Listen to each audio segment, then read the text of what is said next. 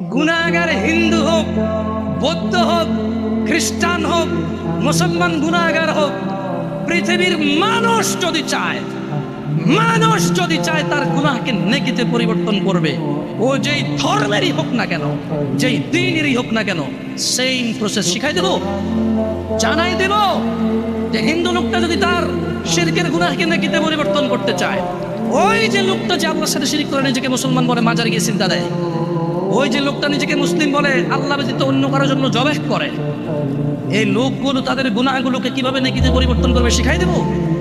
ইল্লা মান তাব, এ হলো মানুষ, এ হলো কি মানুষ, ওর ধর্ম যেটাই হোক। সে বলল যে, সে কি বলল, সে প্রথমে আল্লাহর দিকে আসলো, এসে বলল যে আল্লাহ আমি অন্যায় করেছি। এবার অন্যায় যদি আল্লাহর শিরক হয় তাহলে বলবো যে শিরক করেছি অন্যায়, যদি জানা হয় তাহলে বলবো জানা করেছি অন্যায়, মদ হলে বলবে মদ করেছি অন্যায়। বুঝলেন কথা? আল্লাহর কাছে এসে বলবে আল্লাহ শিরক করতাম আর করবো না, মদ খেতাম আর খাবো না, জানা করতাম আর করবো না, এই ধরনের যে কোনো অন্যায় বলবে যে আল্লাহ এটা আর করবো না। তো আল্লাহ বলছে ইল্লা মান তাব, যেটা অন্যায় অপরাধ যেটাই হোক, সেম অপরাধ থেকে সে কি করলো, ফিরে আসলো। ওয়া আমানা, এবং আল্লাহর প্রতি দৃঢ় ঈমান আনলো। কি আনলো? আচ্ছা, কোনো হিন্দু যদি ঈমান আনে সে কি হিন্দু থাকে? খ্রিস্টান ঈমান আনলে খ্রিস্টান থাকে?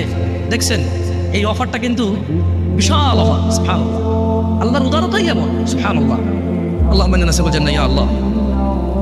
তো ওয়া আমানা, ঈমান আনলো, ঈমান আনার পর কি করতে হবে? একটা কাজ, ওয়া আমিলা আমালান সালিহা, সৎকর্ম করবে। কি কর্ম করবে? অপরাধ যা করছে তো করে ফেলছে, এখন সৎকর্ম করবে। আল্লাহ বলছে যে তাইলে যদি তওবা করে, ঈমান আনে, ভালো কাজ করে, পিছের সব খারাপ কাজ নেকি হয়ে যাবে।